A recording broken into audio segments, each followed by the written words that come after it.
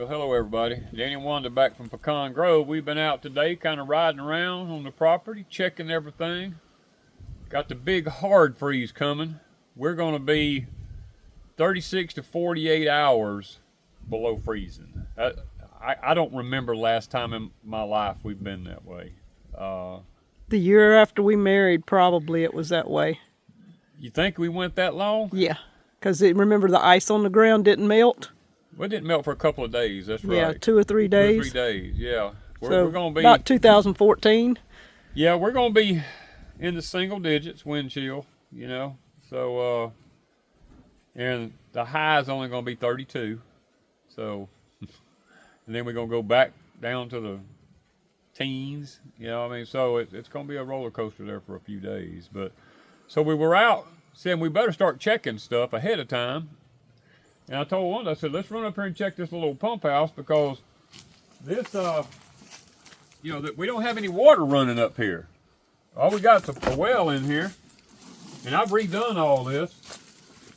And I have a little bitty light I have on it right here to kind of help keep some, you know, some warmth in here.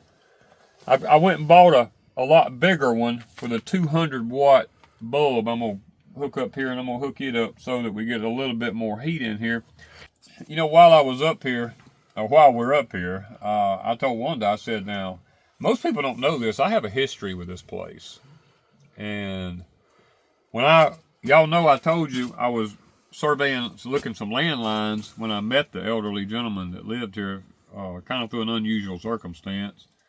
Well, I was in and out of here for quite a while, you know, with land and stuff, and he and I got to be really good friends, and I came back and forth quite often out here to visit with him, and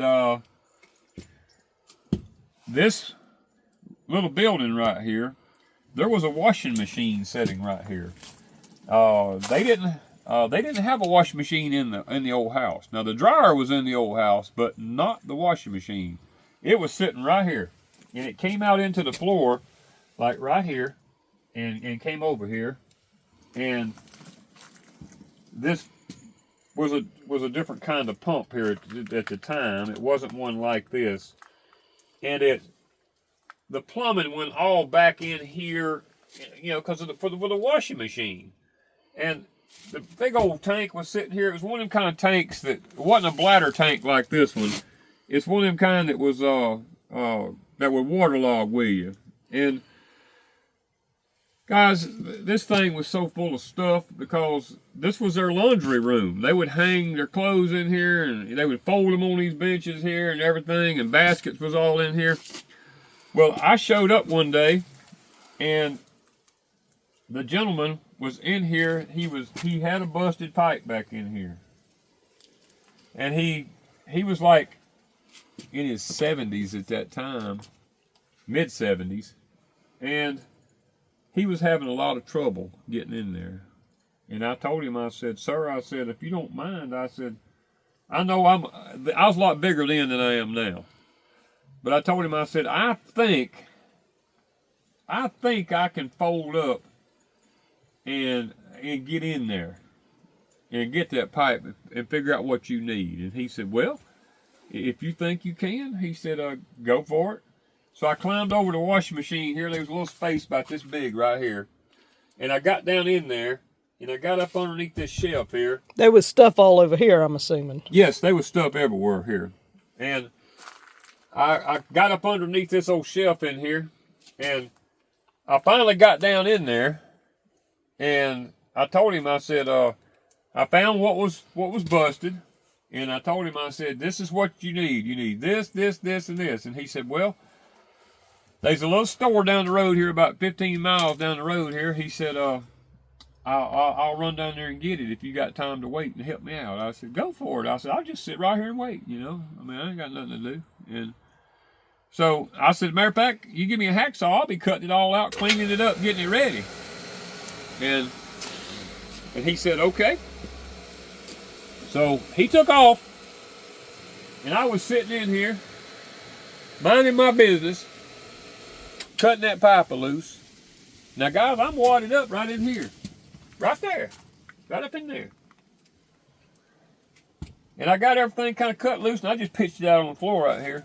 And I said, well, ain't no need me getting out of here because it'd be such a big hassle to get back in here. I'll just wait on him. I told him, his wife was told not to run no water. And I'm sitting there, and out the corner of my eye, I see this monstrous snake coming down this wall out behind that washing machine right there. He's coming down that wall right there, and I'm right here. He come around behind me, and he come around on this side, and I'm sitting there with my knees all doubled up underneath there, and he proceeded to just get up beside my leg and start wanting to coil up. And I don't do snakes. You know, I don't care if they're good snakes, bad snakes. I don't mind it if they don't touch me. But he was touching me. And he was trying to wrap on me. You know, and I looked at that thing and I said, now, I can't get out of here. I said, I know if he bit me, he wasn't going to hurt me.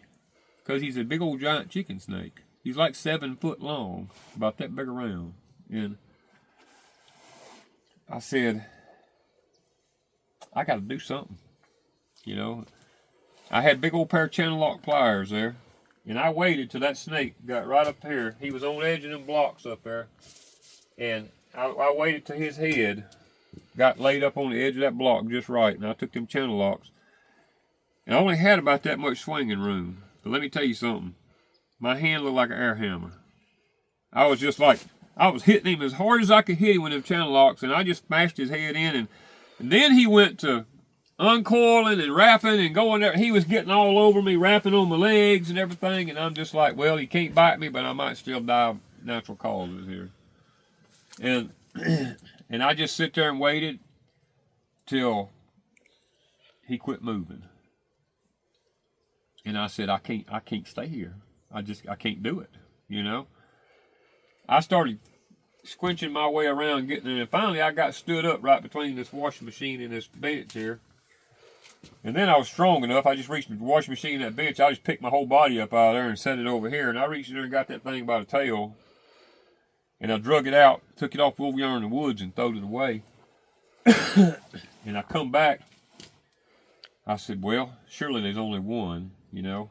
So I climbed down in there again, and I got down in there. Well, the gentleman had come back about that time, and he come in here. He didn't know nothing, you know. He handed me the stuff, and I told him, I said, well, the glue's going. I said, leave the door open. I said, because the glue's going to be pretty strong, you know. So I'm sitting in there cutting it and measuring and gluing, and I get it all put back together. And I told him, I said, look, turn the water on before I get out of here, you know. And he turned it all back on, and it worked really fine. And I told him, I said, oh, by the way, I said, while you was gone, I said, there was a monstrous snake come crawling in here on me. And he just died laughing at me. He said, really? I told him, I said, yeah. He said, did you see my big old pet snake? I said, well, I don't know about a pet. He said, well, he's what keeps rats from getting up in the washing machine and everything. He lives there behind that washing machine. I said, he don't know more. I said, because when he come over and commenced crawling up next to me and wanting to buddy up with me, I said, sir, I'm sorry, but I killed that snake. I took them channel locks, I killed him, you know. And he just dying laughing at me. He said, he was just a rat snake, a chicken snake. I said, I don't care. I told him, I said, I don't care. I said, he touched me. And you don't touch me if you're a snake, you know. And I said, I'm sorry. You may be mad at me. I don't know. I said, but he ain't coming back. You know, you have to put a rat trap in here or some poison now.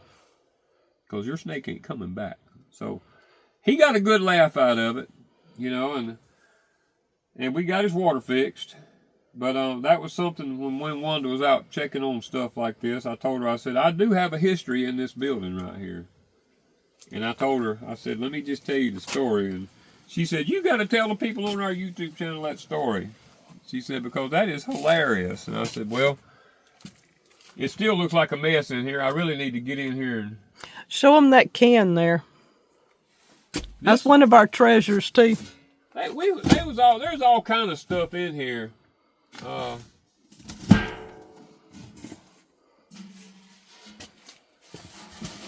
Look at here. It's a healthful food On the alkaline side.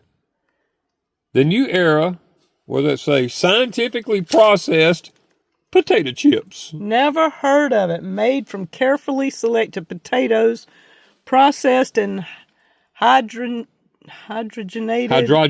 vegetable shortening with salt added. Science says the alkaline side is the healthy side.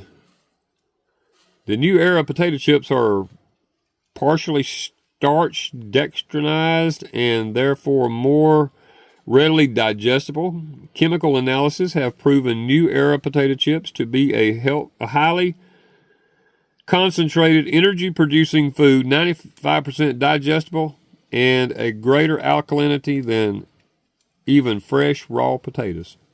Feast without fear. Nicolay Dancy, manufactured bomb. To keep fresh, keep covered. I've never heard of that, so I gotta look that up. The new era scientifically... Wait, 1 pound. They had a pound of tater chips in this. That's a lot of tater chips because they don't weigh nothing. Nicholas Dancy Incorporated from Detroit. I don't know if I trust anything from Detroit, but we found all kind of goodies in here. And they still an old bathtub sink, a bathroom sink there. Lavatory. Oh, I wouldn't throw it away because it's still good, you know. You can't buy them like that hardly anymore. No. That thing bolts to the wall. Yep. And that's just, I don't know how they held up. Looked like they had broke off the wall or something, but they don't. They had them bolts in it. Now it's got a hanger up under the back side up under here. It's kind of like a slot. Bolt goes up in it and it hangs on it, and then you put a bolt in the bottom so nobody could pick up on it. But it is what it is, you know. I just thought I'd share that story with y'all because I do have a little bit of history with this place. I did. With this old well house. It's old well house. It's like this old house, you know. This old well house. This old well house. Now the hot water come from the house and came up right here and ran in there to that washing machine. So the things that people used to do on these old homesteads just blows me away.